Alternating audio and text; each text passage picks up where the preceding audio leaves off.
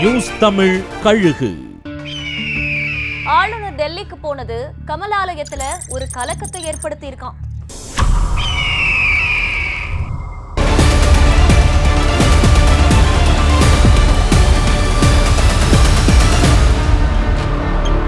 கடந்த 22ஆம் தேதி டெல்லி போன ஆளுநர் 25ஆம் தேதி தான் சென்னை திரும்பினாரு.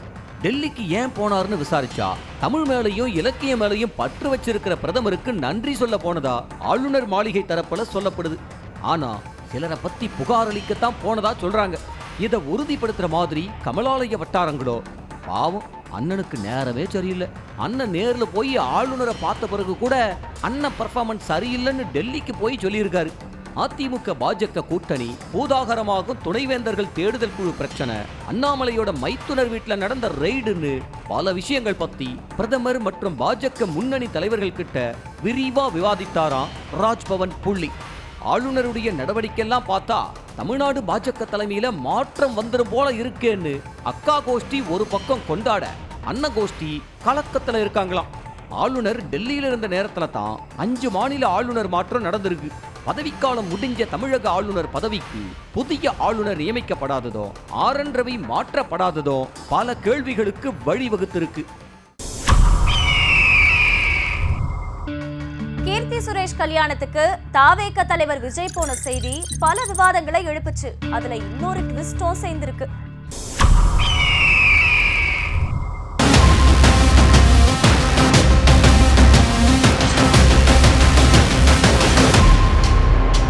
தாவேக தலைவர் விஜய் கீர்த்தி சுரேஷோட கல்யாணத்துக்கு போனது நிறைய விவாதங்களுக்கு வழிவகுத்திருக்கு.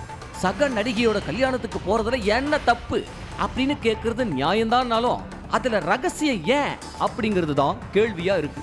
ஏர்போர்ட்டுக்குள்ள செலிபிரிட்டிகளை போட்டோ வீடியோ எடுக்கிறது வழக்கமானதுதான். ஆனா தனி விமானத்துக்கு போர்டிங் செக் பண்ற இடத்துல வீடியோ எடுத்து வெளியிட்டது திட்டமிட்ட சதினோ, இது விஜய காலி பண்ற முயற்சினோ தாவேகவினர் கொந்தளிக்கிறாங்க. விஜய் கீர்த்தி கல்யாணத்துக்கு போன போட்டோவை அவர்கள் வெளியிட்டாலும் த்ரிஷா அந்த திருமணத்துல கலந்துகிட்ட ஒரு போட்டோவை கூட இதுவரை ரிலீஸ் பண்ணல. ஒன்னா கல்யாணத்துக்கு போனாங்க, கல்யாணத்துல கலந்துகிட்டாங்க, அந்த போட்டோவை ரிலீஸ் பண்றதுல என்ன தயக்கம்? இப்படி சீக்கிரட்டா மெயின்டைன் பண்றதுனால தான் இப்படி பேச்சு வருது அப்படின்னு தாவேகவினரே கடுப்புல இருக்காங்க. ஆனா த்ரிஷா தன்னோட இன்ஸ்டாகிராம் ஸ்டோரியில கீர்த்தி விட்டு கல்யாண சாப்பாடு போட்டோவை வச்சது மட்டும்தான் அவர் கல்யாணத்துக்கு போனதுக்கான ஒரே ஆதாரமா இருக்கு. பவருக்காக விழுப்புரத்துல அணி மாறி இருக்காரு ஒரு திமுக மாவட்ட செயலாளர்.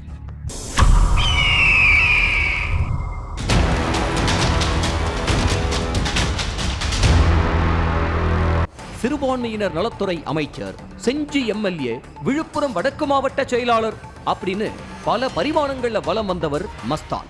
ஆனா இப்ப எம்எல்ஏ பதவி மட்டுமே மிஞ்சி இருக்கு. மஸ்தானோட மாவட்ட செயலாளர் பதவியை பறிச்சு அவரோட நிழலா வலம் வந்த விழுப்புரம் வடக்கு மாவட்ட அவைத்தலைவரா இருந்த சேகர் நியமிக்கப்பட்டிருக்காரு. ஏற்கனவே அமைச்சரா இருக்கக்கூடிய பொன்முடிக்கும் முன்னாள் அமைச்சர் மஸ்தானுக்கும் 7ஆம் பொருத்தமா இருந்துச்சு. கொஞ்ச நாளாவே விசுவாசத்துக்காக மஸ்தான் பக்கம் நிக்கலாமா இல்ல ஏரியாக்குள்ள ஸ்ட்ராங்கா கால் பதிக்க பொன்முடி பக்கம் நிக்கலாமா அப்படின்னு குழப்பத்தில் இருந்த சேகர் அண்மையில ஏற்பட்ட பெஞ்சல் புயல் பாதிப்புகளை பார்வையிட முதலமைச்சர் மற்றும் துணை முதலமைச்சர் வந்திருந்த நேரங்கள்ல அமைச்சர் பொன்முடியோட நெருக்கம் காட்டி வந்தார். அமைச்சருடைய ஆதரவு எனக்குத்தான் மாசேவோ, மீண்டும் விழுப்புரம் மாவட்டத்தை தன்னோட கண்ட்ரோலுக்கு கொண்டு வந்து விடுவோம்னு அமைச்சர் பொன்முடியும் பரஸ்பரம் மகிழ்ச்சியில திளைத்து வர்றதா சொல்றாங்க விழுப்புரம் மாவட்ட உடன்பிறப்புகள். இது நம்ம ஆட்சியா அவங்க ஆட்சியான்னு செயற்குழுல கொந்தளிச்சிருக்காங்க உடன்பிறப்புகள்.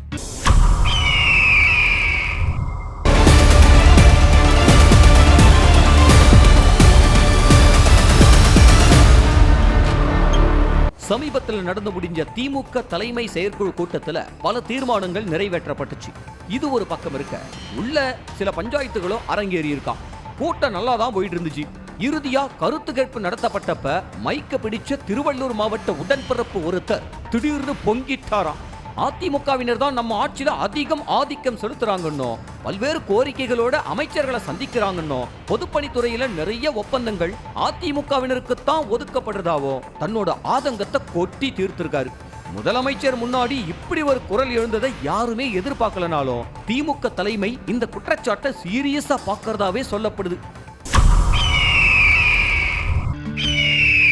வழக்கம் போல விசிக வன்னியரசை வச்சு பல்ஸ் செக் பண்றதா சொல்றாங்க உடன்பிறப்புகள்.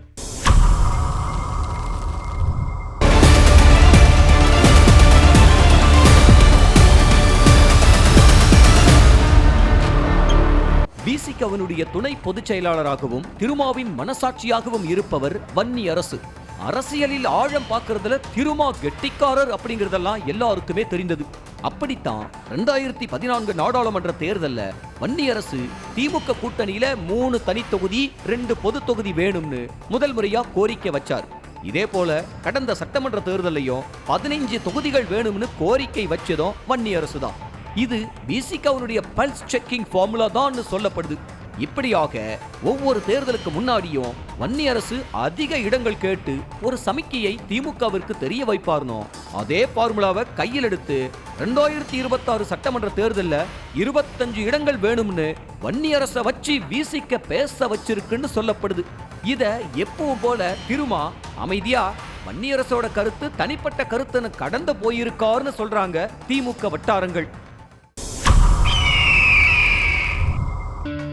காக்கி சட்டைக்கும் கதர் சட்டைக்கும் என்ன லிங்க்னு நெல்லை சரக காவல்துறைக்குள்ள பேச்சாம்.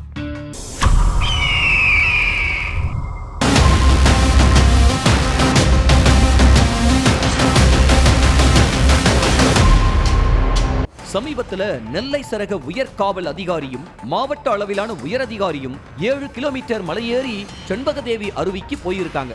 காவல்துறை அதிகாரிகள் இந்த மாதிரி அட்வென்ச்சருக்காகவும் பயிற்சிக்காகவும் ரோந்து பணிக்காகவும் ட்ரெக்கிங் போறது ஒன்னும் புதுசு இல்ல.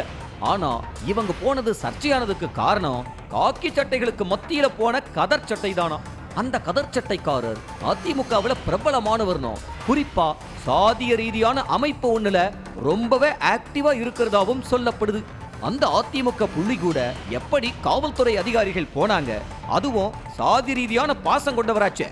ஒருவேளை இதுவும் சாதி ரீதியான உறவு பயணமா இருக்கலாம்னு பேசிக்கிறாங்களாம் உள்ளூர் காவலர்கள். ஒரு ஊராட்சி மன்ற தலைவருக்காக மீண்டும் வக்கீலா மாறி கருப்பு கவுன் போட்டு உச்சநீதிமன்றத்துல வாதாடி இருக்காரு ப. சிதம்பரம்.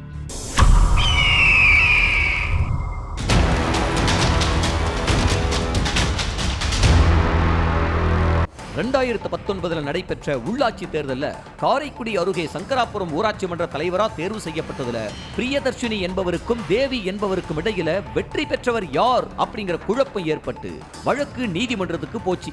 இதுல தேவி ப. சிதம்பரத்தோட தீவிர ஆதரவாளரான காரைக்குடி காங்கிரஸ் எம்எல்ஏ மாங்குடியோட மனைவி.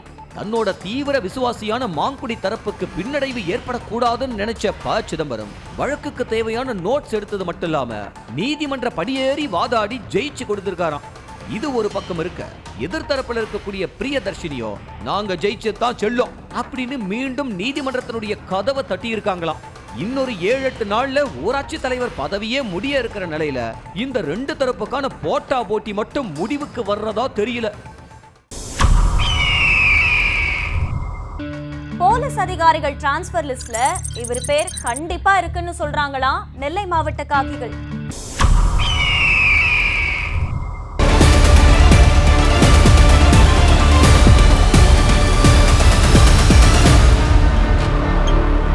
ஜனவரி முதல் வாரத்துல போலீஸ் உயரதிகாரிகள் பதவி உயர்வு லிஸ்ட் வர இருக்கான். அதை ஒட்டி போலீஸ் அதிகாரிகள் டிரான்ஸ்பர் செய்யப்பட இருக்காங்களாம். அதுல யார் யார் பெயர் இருக்கோ இல்லையோ ஒரு அதிகாரியின் பெயர் மட்டும் கண்டிப்பா இடம்பெறும்னு தென்மண்டல போலீஸ் அதிகாரிகள் அடிச்சு சொல்றாங்களாம். நெல்லை போலீஸ் கமிஷனரா இருக்கிற ரூபேஷ் குமார் மீனா டிரான்ஸ்பர் ஆகி வந்து 4 மாசங்களே ஆகுது. ஆனா கொலை உள்ளிட்ட குற்றச்சம்பவங்கள் நடக்கிறது குறையல. அண்மையில நெல்லை நீதிமன்ற வளாகத்தில் நடந்த கோல்டு பிளட்டட் மர்டர்னு கமிஷனர் முன்கூட்டியே நடவடிக்கை எடுக்கலன்னு புகார் வந்திருக்கு. சட்டம் ஒழுங்கு உளவு பிரிவு தொடர்பான ஆலோசனை கூட்டங்களை கூட சரிவர நடத்தலையாம். பத்திரிகையாளர் சந்திப்புகளையும் தவிர்த்து வந்தாராம். திறமையானவர் தானே, ஏன் ஸ்லோ மோஷனுக்கு போனாரு அப்படின்னு விசாரிச்சா நெல்லைக்கு வர்றதுக்கு முன்னாடி அவரை திருப்பூர் மாநகர காவல் ஆணையரா நிச்சயம் நியமிப்பதா போலீஸ் மேலிடத்திலிருந்து சொல்லி இருந்தாங்களாம். ஆனா கடைசி நேரத்துல வந்த பிரஷர் காரணமா ரூபேஷ் குமாரை நெல்லைக்கு அனுப்பி விட்டாங்களாம். நெல்லை என்றாலே தொல்லைதான்னு சக பேட்ச்மேட்கள் கிட்ட சொல்லிட்டு வந்திருக்காரு. இதனாலேயே போலீஸ் மேலிட அதிகாரிகளுக்கு இவர் மேல அதிருப்தியாம். அதனால வரப்போகும் டிரான்ஸ்பர் லிஸ்ட்ல நெல்லை கமிஷனர் பெயர் இடம்பெறுவது உறுதினே சொல்லப்படுது. நியூஸ் தமிழ் கழுகு.